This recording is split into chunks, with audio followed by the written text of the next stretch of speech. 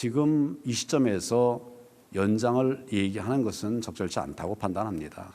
황교안 총리가 특검을 연장해 주지 않으면 법을 통과시킬 준비를 하고 있습니다. 네, 특검의 1차 수사 기한이 15일 앞으로 다가왔습니다. 한 차례 연장을 할 수 있지만 승인 권한이 있는 대통령 대행이 거부할 가능성이 있습니다. 황교안 대행의 승인이 없으면 특검 수사는 멈추게 되는 건지, 야권이 추진하는 특검법 개정안으로 연장할 수 있는 건지 오늘 팩트체크에서 확인해보죠.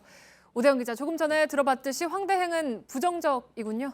그런 것 같습니다. 네. 제가 달력을 보면서 설명을 좀 드릴게요. 네. 2월 28일까지가 특검의 1차 수사 종료일입니다. 네. 그런데 30일을 만약에 연장한다면 3월 30일까지 수사를 할 수 있습니다. 하지만 황교안 대행이 거부하면 연장이 어렵죠. 네. 문제는 3월 13일 즈음에서 전후로 탄핵 여부가 결정될 전망인데요. 인용이 되더라도 특검이 대통령 수사를 할 수 없는 상황이 벌어질 수도 있다라는 겁니다. 네, 오늘도 특검이 뇌물죄 수사에 박차를 가하고 있고 아직 갈 길이 멀다는 게 특검 입장이잖아요. 네, 특검은 갈 길 멀다. 왜냐하면 대통령의 대면 조사 아직 못했고요. 네. 압수수색 못했습니다. 우병우 전 수석 등 핵심 인물의 수사가 한창 진행 중입니다. 네, 그래서 이제 야당은 특검법을 바꿔서라도 기간을 늘리겠다는 건데, 근데 이게 현실적으로 가능한가요? 어떤가요? 야권에서 추진하고 있는 개정안의 내용이 이렇습니다. 네. 아예 수사 기간을 50일 늘려서 4월 19일까지 수사를 할 수 있게 하자. 네. 그런데 이 시나리오가 과연 가능하냐? 일단은 가능은 합니다. 이 그래프로 제가 설명을 드릴게요. 일단 황 대행의 승인이 있으면 30일 연장하면 그만이죠. 네. 그런데 승인이 없다면 수사가 끝날 수도 있지만 특검법 개정안을 추진하겠다는 거 아니겠습니까? 그래서 수사를 되살릴 수가 있는데 저 개정안의 처리가 어떻게 되느냐? 크게 두 가지 방법이 있습니다. 첫째, 정식 절차인데요.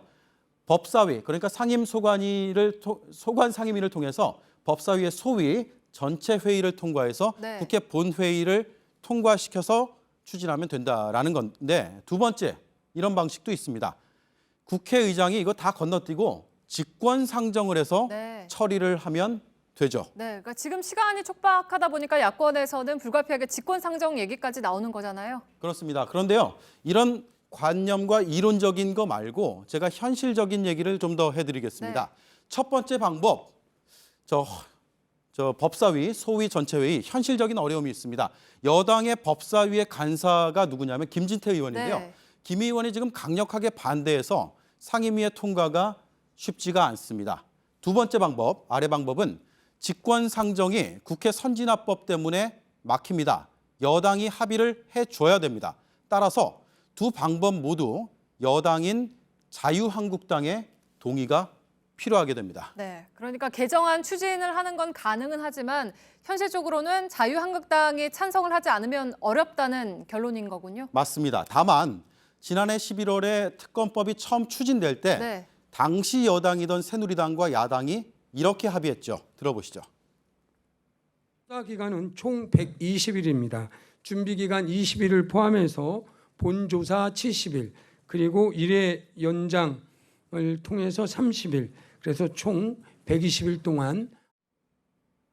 네, 화면 왼쪽에 김도읍 당시 새누리당 수석 부대표도 있었는데요. 이 합의는 새누리당, 오늘 바뀐 자유한국당의 당 차원의 입장이었습니다. 네. 이 당론이 유지되는 한 법 개정이 가능하다는 게 현재 민주당의 판단입니다. 네, 그래서 반대로 얘기를 하면 이 합의를 여당이 일방적으로 깨버리면 불가능할 수도 있다는 거죠. 정치적인 합의가 법적인 강제성은 없습니다. 그래서 합의 깨버리면 그만이기도 합니다. 결론은 특검 연장의 여부가 박근혜 정권에서 자유로울 수 없는 황교안 대행과 자유한국당에 의해서 결정되는 아이러니한 상황이라는 겁니다. 네. 더 큰 문제는요. 황 대행의 결정이 1차 종료일인 이달 28일에 임박해서 나온다는 겁니다. 특검법 구조에 연장 요청을 만료 3일 전으로 못 박았기 때문인데요. 황 대행이 25, 26, 27일 아주 임박해서 거부 의사를 밝힐 수도 있는 거죠. 그러면 특검은 어떻게 되느냐? 28일자로 종료를 하고요. 관할 검찰청으로 이 사건을 넘겨야 되는데 규정이 이렇습니다. 서울중앙지법의 사건이 넘어가게 되는 거죠.